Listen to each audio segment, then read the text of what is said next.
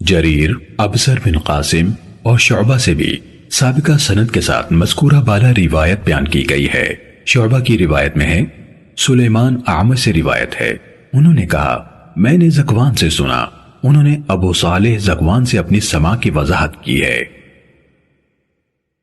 صحیح مسلم حدیث نمبر 301۔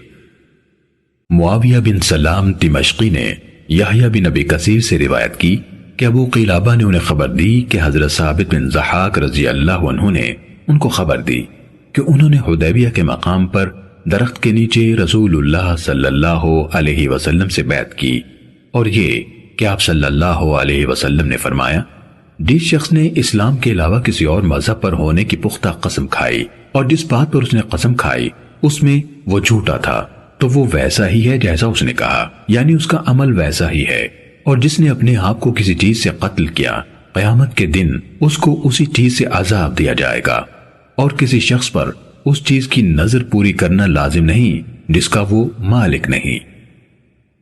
صحیح مسلم حدیث نمبر 302۔ ہشام دستوائی نے یحییٰ بن ابی کثیر سے سابقہ سند کے ساتھ حدیث سنائی کہ حضرت ثابت بن ضحاک رضی اللہ عنہ نے نبی صلی اللہ علیہ وسلم سے روایت کی کہ آپ صلی اللہ علیہ وسلم نے فرمایا، جس چیز کا انسان مالک نہیں ہے اس کے بارے میں مانی ہوئی نظر اس کے ذمے نہیں ہے۔ مومن پر لعنت بھیجنا گناہ کے اعتبار سے اس کے قتل کے مترادف ہے، اور جس نے کسی چیز سے اپنے آپ کو قتل کیا قیامت کے دن اسی چیز سے اس کو عذاب دیا جائے گا، اور جس نے مال میں اضافے کے لیے جھوٹا دعویٰ کیا اللہ تعالیٰ اس کے مال کی قلت ہی میں اضافہ کرے گا، اور جس نے ایسی قسم جو فیصلے کے لیے ناگزیر ہو جھوٹی کھائی اس کا بھی یہی حال ہوگا۔ صحیح مسلم حدیث نمبر 303۔ شعبہ نے ایوب سے، انہوں نے ابو قلابہ سے، اور انہوں نے حضرت ثابت بن ضحاک رضی اللہ عنہ سے روایت کی، نیز سفیان ثوری نے بھی خالد حذا سے، انہوں نے ابو قلابہ سے، اور انہوں نے حضرت ثابت بن ضحاک رضی اللہ عنہ سے روایت کی، انہوں نے کہا کہ نبی صلی اللہ علیہ وسلم نے فرمایا، جس نے جان بوجھ کر اسلام کے سوا کسی اور ملت میں ہونے کی چھوٹی قسم کھائی تو وہ اپنے قول کے مطابق اسی مذہب سے ہوگا، اور جس نے اپنے آپ کو کسی چیز سے قتل کیا اللہ اس کو جہنم کی آگ میں اسی چیز سے عذاب دے گا۔ یہ سفیان کی بیان کردہ حدیث ہے، اور شعبہ کی روایت یوں ہے کہ رسول اللہ صلی اللہ علیہ وسلم نے فرمایا، جس نے اسلام کے سوا کسی اور ملت میں ہونے کی جھوٹی قسم کھائی، اس روایت میں جان بوجھ کر کے الفاظ نہیں، تو وہ اسی طرح ہے جس طرح اس نے کہا ہے، اور جس نے اپنے آپ کو کسی چیز سے ذبح کر ڈالا اسے قیامت کے دن اسی چیز سے ذبح کیا جائے گا۔ صحیح مسلم حدیث نمبر 304۔ حضرت ابو ہریرہ رضی اللہ عنہ سے روایت ہے، انہوں نے کہا ہم رسول اللہ صلی اللہ علیہ وسلم کی معیت میں جنگ حنین میں شریک ہوئے تو آپ صلی اللہ علیہ وسلم نے ایک آدمی کے بارے میں جسے مسلمان کہا جاتا تھا فرمایا، یہ جہنمیوں میں سے ہے۔ جب ہم لڑائی میں گئے تو اس آدمی نے بڑی زوردار جنگ لڑی جس کی وجہ سے اسے زخم لگ گئے۔ اس پر آپ صلی اللہ علیہ وسلم کی خدمت میں عرض کی گئی، اے اللہ کے رسول، وہ آدمی جس کے بارے میں آپ نے ابھی فرمایا تھا وہ جہنمیوں میں سے ہے، اس نے تو آج بڑی شدید جنگ لڑی ہے اور وہ مر چکا ہے۔ تو رسول اللہ صلی اللہ علیہ وسلم نے فرمایا، آگ کی طرف جائے گا۔ بعض مسلمان آپ کے اس فرمان کے بارے میں شک و شبہ میں مبتلا ہونے لگے کہ ایسا جانثار کیسے دوزخی ہو سکتا ہے۔ لوگ اسی حالت میں تھے کہ بتایا گیا وہ مرا نہیں لیکن اسے شدید زخم لگے ہیں۔ جب رات پڑی تو وہ اپنے زخموں پر صبر نہ کر سکا، اس نے خودکشی کر لی۔ آپ کو اس کی اطلاع دی گئی تو آپ صلی اللہ علیہ وسلم نے فرمایا، اللہ سب سے بڑا ہے، میں گواہی دیتا ہوں کہ میں اللہ کا بندہ اور اس کا رسول ہوں۔ پھر آپ صلی اللہ علیہ وسلم نے بلال رضی اللہ عنہ کو حکم دیا تو انہوں نے لوگوں میں اعلان کیا، یقیناً اس جان کے سوا کوئی جنت میں داخل نہ ہوگا جو اسلام پر ہے، اور بلا شبہ اللہ برے لوگوں سے بھی اس دین کی تائید کراتا ہے۔ صحیح مسلم حدیث نمبر 305۔ حضرت سہل بن سعد سعدی رضی اللہ عنہ سے روایت ہے کہ رسول اللہ صلی اللہ علیہ وسلم اور مشرکوں کا آمنا سامنا ہوا اور جنگ شروع ہو گئی۔ پھر رسول اللہ صلی اللہ علیہ وسلم اپنی لشکرگاہ کی طرف پلٹے اور فریق ثانی اپنی لشکرگاہ کی طرف مڑا۔ رسول اللہ صلی اللہ علیہ وسلم کا ساتھ دینے والوں میں سے ایک آدمی تھا جو دشمنوں کی صفوں سے الگ رہ جانے والوں کو نہ چھوڑتا، ان کا تعاقب کرتا اور انہیں اپنی تلوار کا نشانہ بنا دیتا۔ لوگوں نے کہا، آج ہم میں سے فلاں نے جو کر دکھایا کسی اور نے نہیں کیا۔ اس پر رسول اللہ صلی اللہ علیہ وسلم نے فرمایا، لیکن واقعہ یہ ہے کہ یہ شخص اہل جہنم میں سے ہے۔ لوگوں میں سے ایک آدمی کہنے لگا، میں مستقل طور پر اس کے ساتھ رہوں گا۔ سہل رضی اللہ عنہ نے کہا، وہ آدمی اس کے ہمراہ نکلا، جہاں وہ ٹھہرتا وہیں یہ ٹھہر جاتا، اور جب وہ اپنی رفتار تیز کرتا تو اس کے ساتھ یہ بھی تیز چل پڑتا۔ آخرکار وہ آدمی شدید زخمی ہو گیا۔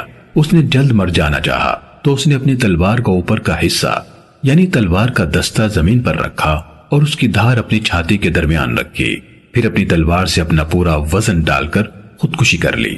وہ پیچھا کرنے والا آدمی رسول اللہ صلی اللہ علیہ وسلم کے پاس آیا اور عرض کی، میں گواہی دیتا ہوں کہ آپ اللہ کے رسول ہیں۔ آپ صلی اللہ علیہ وسلم نے پوچھا، کیا ہوا؟ تو اس نے کہا، وہ آدمی جس کے بارے میں آپ نے ابھی بتایا تھا کہ وہ دوزخی ہے اور لوگوں نے اسے غیر معمولی بات سمجھا تھا، اس پر میں نے لوگوں سے کہا، میں تمہارے لیے اس کا پتہ لگاؤں گا۔ میں اس کے پیچھے نکلا یہاں تک کہ وہ شدید زخمی ہو گیا اور اس نے جلدی مر جانا چاہا تو اس نے اپنی تلوار کا اوپر کا حصہ یعنی دستہ زمین پر اور اس کی دھار چھاتی کے درمیان رکھی، پھر اس پر اپنا پورا بوجھ ڈال دیا اور خود کو مار ڈالا۔ اس پر رسول اللہ صلی اللہ علیہ وسلم نے فرمایا، لوگوں کو نظر آتا ہے کہ کوئی آدمی جنتیوں کے سے کام کرتا ہے حالانکہ وہ دوزخی ہوتا ہے، اور لوگوں کو نظر آتا ہے کہ کوئی آدمی دوزخیوں کے سے کام کرتا ہے حالانکہ وہ جنتی ہوتا ہے۔ صحیح مسلم حدیث نمبر 306۔ شیبان نے بیان کیا کہ میں نے حسن بصری کو کہتے ہوئے سنا، تم سے پہلے لوگوں میں سے ایک آدمی تھا، اسے پھوڑا نکلا، جب اس نے اسے اذیت دی تو اس نے اپنے ترکش سے ایک تیر نکالا اور اس پھوڑے کو چیر دیا، خون بند نہ ہوا حتیٰ کہ وہ مر گیا۔ اللہ تعالیٰ نے فرمایا، میں نے اس پر جنت حرام کر دی ہے کیونکہ اس نے خودکشی کے لیے ایسا کیا تھا۔ پھر حسن نے مسجد کی طرف اپنا ہاتھ اونچا کیا اور کہا، ہاں اللہ کی قسم، یہ حدیث مجھے جندب رضی اللہ عنہ نے رسول اللہ صلی اللہ علیہ وسلم سے روایت کرتے ہوئے اسی مسجد میں سنائی تھی۔ صحیح مسلم حدیث نمبر 307۔ شیبان کے بجائے جریر نے بیان کیا کہ میں نے حسن کو کہتے ہوئے سنا، ہمیں جندب بن عبداللہ بجلی رضی اللہ عنہ نے اسی مسجد میں یہ حدیث سنائی۔ نہ ہم بھولے ہیں اور نہ ہمیں یہ خدشہ ہے کہ جندب نے رسول اللہ صلی اللہ علیہ وسلم پر جھوٹ باندھا ہے۔ جندب رضی اللہ عنہ نے کہا، رسول اللہ صلی اللہ علیہ وسلم نے فرمایا، تم سے پہلے لوگوں میں سے ایک آدمی کو پھوڑا نکلا، پھر اسی سابقہ حدیث جیسی حدیث بیان کی۔ صحیح مسلم حدیث نمبر 308۔ حضرت عبداللہ بن عباس رضی اللہ عنہما نے کہا، مجھے حضرت عمر بن خطاب رضی اللہ عنہ نے حدیث سنائی۔ کہا، خیبر کی جنگ کا دن تھا، نبی صلی اللہ علیہ وسلم کے کچھ صحابہ آئے اور کہنے لگے، فلاں شہید ہے، فلاں شہید ہے، یہاں تک کہ ایک آدمی کا تذکرہ ہوا تو کہنے لگے وہ شہید ہے۔ رسول اللہ صلی اللہ علیہ وسلم نے فرمایا، ہرگز نہیں، میں نے اسے ایک دھاری دار چادر یا عبا چوری کرنے کی بنا پر آگ میں دیکھا ہے۔ پھر رسول اللہ صلی اللہ علیہ وسلم نے فرمایا، اے خطاب کے بیٹے، جا کر لوگوں میں اعلان کر دو کہ جنت میں مومنوں کے سوا کوئی داخل نہ ہوگا۔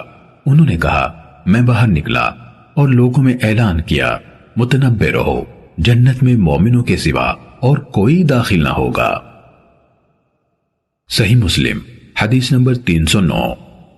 حضرت ابو ہریرہ رضی اللہ عنہ سے روایت ہے، انہوں نے کہا، ہم نبی صلی اللہ علیہ وسلم کی معیت میں خیبر کی طرف نکلے، اللہ نے ہمیں فتح عنایت فرمائی، غنیمت میں ہمیں سونا یا چاندی نہ ملا، غنیمت میں سامان، غلہ اور کپڑے ملے، پھر ہم وادی القریٰ کی طرف چل پڑے۔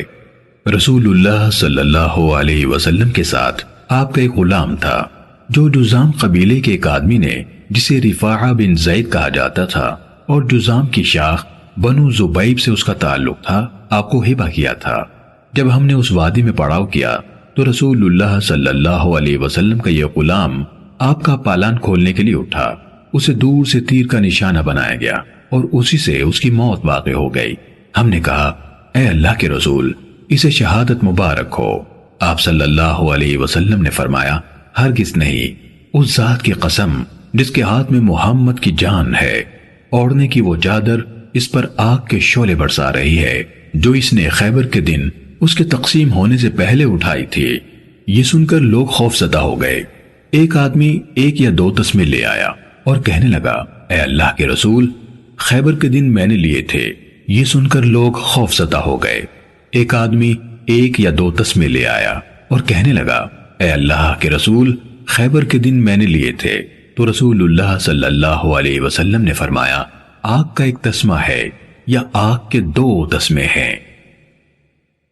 صحیح مسلم حدیث نمبر 310۔